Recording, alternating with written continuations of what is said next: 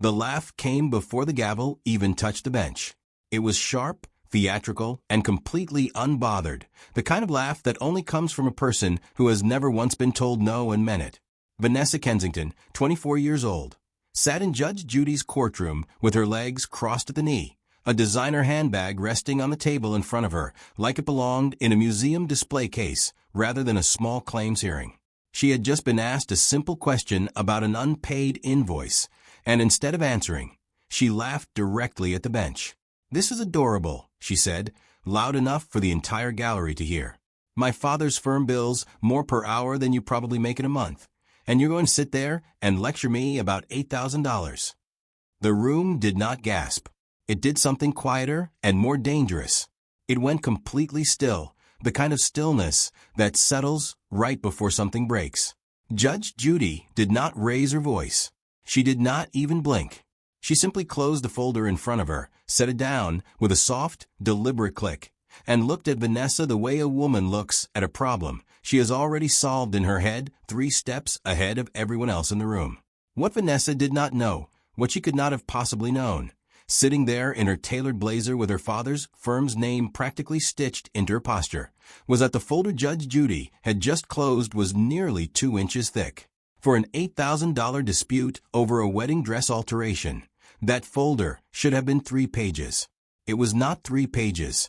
It was a result of 6 weeks of research, dozens of records requests, and a pattern that stretched back years. One that had absolutely nothing to do with a wedding dress and everything to do with the family name Vanessa had just used as a weapon. Kensington and Cole, her father's law firm, employed over 300 attorneys across 4 states and had a reputation, quiet but well known in certain circles, for making inconvenient lawsuits disappear before they ever reached a courtroom. Richard Kensington had built an empire on being unreachable, and his daughter had spent her entire life absorbing the lesson that consequences were something that happened to other people. She had sent no lawyer today. She had not thought she needed one. A parking dispute, a shoplifting accusation at 19 that vanished within a week, 2 lawsuits from former employees of a boutique she briefly owned. Both settled quietly, both sealed. To Vanessa, this was simply one more inconvenience that would resolve itself the moment anyone remembered whose daughter she was. She had walked into that courtroom the same way she walked into every room in her life, certain that her last name would do the talking, so she never had to. What she was about to learn in the next several minutes was that Judge Judy had spent 30 years perfecting the exact opposite belief, that a name is worth nothing the second it stops being backed by the truth. Judge Judy folded her hands, tilted her head slightly, and said the words that would end Vanessa Kensington's laughter for good. "You find this amusing, Ms. Kensington. Let's see how amusing you find the next 10 minutes. The temperature in that courtroom did not just drop. It fell through the floor. Before we get into exactly what was sitting inside that folder and how a 24-year-old with every advantage in the world managed to hand a judge the exact ammunition needed to destroy her, hit that like button right now if you believe that money should never be a substitute for accountability. Subscribe so you never miss the moments when entitlement finally meets its match, and drop a comment below telling us what city you're watching from tonight, because I guarantee you are not the only one in your city who has met someone exactly like Vanessa Kensington. What happened next in that courtroom would not just cost her the case. It would cost her family's entire reputation, and it started with a single sentence she never should have said out loud. To understand exactly how Vanessa Kensington ended up in that courtroom, you have to go back 4 months to a small alteration shop on the east side of town with a hand-painted sign and a bell above the door that rang every time someone walked in. That shop belonged to Denise Walker, 47 years old, a seamstress who had spent the last 22 years building a reputation stitch by stitch, literally, in a trade that rewards patience and punishes shortcuts. Denise had learned to sew from her grandmother at a kitchen table in a house with no air conditioning, and she carried that same discipline into every garment that passed through her hands.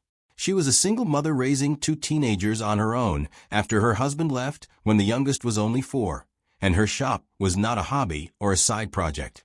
It was the only thing standing between her family and financial collapse. Every hem, every zipper, every late night spent hunched over a sewing machine under a single desk lamp was rent money, grocery money, The difference between her son staying on his school soccer team or having to quit because she could not afford the fees. Denise had built her small business almost entirely on word of mouth. Brides referring to other brides, mothers referring to daughters. One satisfied customer leading quietly to the next. She did not have a marketing budget or a storefront on the fashionable side of downtown. What she had was a flawless reputation and a promise she made to every client who walked through her door that their garment would be treated with more care than she gave her own belongings. It was that reputation that brought Vanessa Kensington into her shop in the first place, referred to by a colleague at her father's firm who had used Denise for her own wedding gown 2 years earlier and had nothing but praise for the work. Vanessa arrived with an $8,000 custom gown that needed extensive alteration work ahead of her wedding. A rush job with a tight deadline because she had waited until 6 weeks before the ceremony to even think about fittings. Denise took the job anyway, working nights and weekends to accommodate the timeline, turning away other paying clients to give Vanessa's dress the attention it needed. She delivered the finished gown 2 days ahead of schedule, perfectly tailored, exactly as promised. Vanessa wore it. She got married in it. Photographs from the wedding, which later became relevant in ways nobody could have predicted, clearly showed the dress fitting flawlessly. 3 weeks after the wedding, Vanessa returned to the shop, this time with her mother in tow, and claimed the dress had been damaged during the alteration process, pointing to a seam that she said had been sewn crooked and a small tear near the hem that she insisted was Denise's fault. Denise examined the dress carefully and recognized immediately that the damage had not existed when she delivered the gown. The fabric showed clear signs of being caught on something after the wedding, consistent with careless storage or handling rather than any error in her own stitching. She explained this calmly and offered to repair the damage at a discounted rate as a gesture of goodwill, despite knowing she was not responsible. Vanessa refused the offer, demanded a full refund of the original $8,200 invoice, and when Denise declined, threatened to leave devastating reviews across every platform she could find and to have her father's firm bury Denise in legal paperwork until the shop went under. Denise held her ground and refused the refund, at which point Vanessa followed through, flooding review sites with fabricated 1-star ratings claiming shoddy work and unprofessional conduct, costing Denise 3 confirmed bridal contracts within 2 weeks, as brides who had already booked her services canceled after seeing the reviews. When Denise finally filed a small claims complaint seeking compensation for the lost business and the defamation, Vanessa laughed at the paperwork when it arrived, told her mother it was nothing worth worrying about, and decided to show up to court alone, without her father's legal team, entirely confident that a woman who mended dresses for a living would never be able to touch a family with the resources hers had. She had absolutely no idea what Judge Judy's research team had already uncovered before either of them ever stepped foot in that courtroom. Vanessa Kensington had never in her life experienced a consequence that lasted longer than a single afternoon. She was raised in a 9-bedroom house behind a gated entrance, chauffeured to a private academy that charged more in annual tuition than Denise Walker cleared in profit most years. And by the time she turned 16, she had already gone through 3 cars, each one replaced, without conversation the moment it developed a scratch or simply bored her. She was expelled from that private academy at 17 after an incident involving a physical altercation with another student, an incident the school quietly rebranded as a mutual misunderstanding after her father made a donation to the new science wing large enough to have his name engraved above the entrance. She enrolled at a university 2 states away, majored in something vague and interior design adjacent, and left after 4 semesters without a degree, telling friends on social media that traditional education had simply stopped serving her creative growth. Her social media told the rest of the story in high definition. Private jets to villas in the south of France. A walk-in closet documented in a home tour video that had circulated widely, filled with handbags that individually cost more than most families spend on a used car. Champagne towers at a birthday party thrown at a rooftop venue that had to be rented out entirely for the night.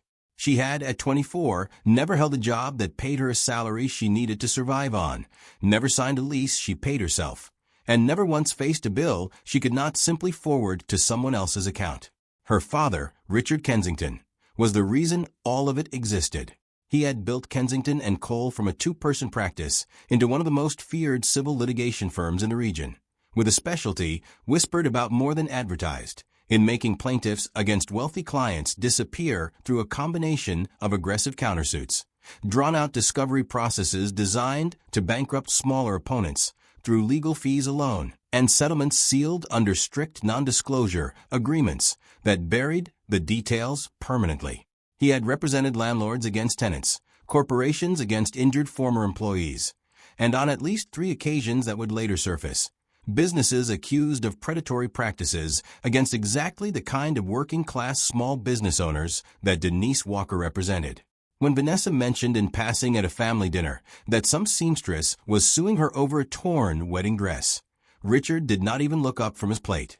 He told her it was beneath his time and beneath the firm's time, that she should simply show up, deny everything, and let the case dissolve on its own, because no judge in any courtroom was going to rule against his daughter over an $8,000 dress, when the family's legal reputation alone should end the conversation before it started. He considered small claims court a formality for people who could not afford real representation, and he genuinely believed, based on 20 years of watching intimidation work exactly as designed, that Denise Walker would fold the moment she realized who she was actually up against. Vanessa absorbed that confidence completely. She did not prepare a single document. She did not consult an attorney, not even one from her father's own firm. She walked into Judge Judy's courtroom the morning of the hearing wearing a blazer that cost more than Denise's monthly shop rent, scrolling through her phone in the waiting area, mildly irritated that she had been asked to appear in person at all rather than have the entire matter handled by an assistant. She looked at Denise once, briefly, with a flat, unbothered expression of someone glancing at furniture in a room she had no intention of buying, and then returned to her phone. She had absolutely no idea that Judge Judy's team, prompted by a pattern of complaints quietly filed against Kensington and Cole over the years, had already spent weeks pulling records that had nothing to do with a wedding dress and everything to do with a family that had spent decades treating the legal system as something other people had to obey. Judge Judy began exactly where she always begins, with a question so simple it should have been impossible to get wrong. Ms. Kensington, you're claiming the dress was damaged during the alteration process. Walk me through when you first noticed the damage. Vanessa barely looked up from examining her own manicure. I mean, obviously, right after I got it back. It was crooked. Anyone could see that. Judge Judy tilted her head slightly. You wore the dress at your wedding. Do you have photographs from that day? Vanessa shrugged. Probably. I don't know, my photographer has thousands of them. Would it surprise you, Judge Judy continued, her voice calm and unhurried, that this court already obtained several of those photographs, and in every single one, the seam you are describing as crooked is perfectly straight? For the first time since walking into the courtroom, Vanessa's expression flickered, just slightly, the confidence cracking at the edges like ice under weight it was never designed to hold. Well, maybe it happened afterward, during cleaning or storage or whatever. Which is it? Judge Judy asked. Damage during alteration or damage during storage? Those are two very different claims, and you filed the complaint stating clearly that Ms. Walker's alteration work was defective. Vanessa's jaw tightened. Look, the point is the dress got messed up and I'm not paying $8,000 for a ruined dress. You already wore it. You already got married in it. The service was rendered and completed successfully before any damage occurred. By your own admission, just now. The courtroom had gone quiet in that particular way that happens when everyone present recognizes they are watching someone dig their own grave one sentence at a time. Vanessa, rather than retreating, did what people like her almost always do when cornered. She escalated. Okay, honestly, I don't even know why this is such a big deal. It's $8,000. My father spends more than that on a lunch meeting. I don't understand why we're spending actual court time on this when I could just write a check and be done with it, except I'm not going to, because on principle, some working-class woman doesn't get to shake me down just because she thinks having a hard life gives her the right to take my money. A sharp collective breath moved through the gallery. Judge Judy did not raise her voice, did not blink, simply folded her hands on the desk in front of her with the deliberate calm of someone who had just been handed precisely what she needed. Miss Kensington, Do you understand that you just admitted on the record, in a court of law, that you are refusing to pay a legitimate invoice, not because you dispute the quality of the work, but because you believe your economic status exempts you from financial obligations to people you consider beneath you? Vanessa opened her mouth to respond and then closed it, some small flicker of self-preservation finally activating far too late to matter.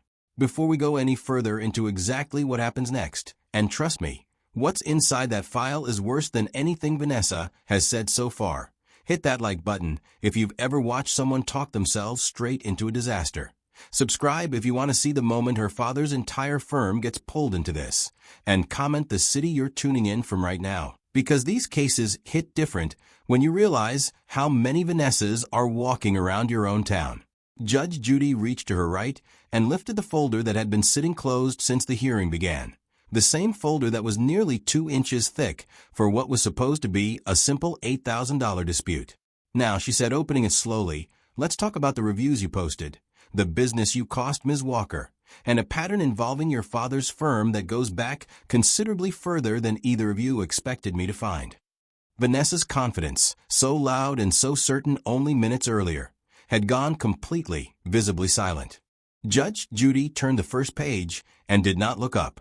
Let's start with the reviews. You posted 5 separate 1-star ratings across 4 platforms under 2 different account names, both of which trace back to email addresses registered in your name. In each review, you claimed Ms. Walker's were caused, and I'm quoting directly, irreversible damage and unprofessional conduct that ruined your wedding day. We've already established that the dress was undamaged at the wedding itself, based on photographic evidence you yourself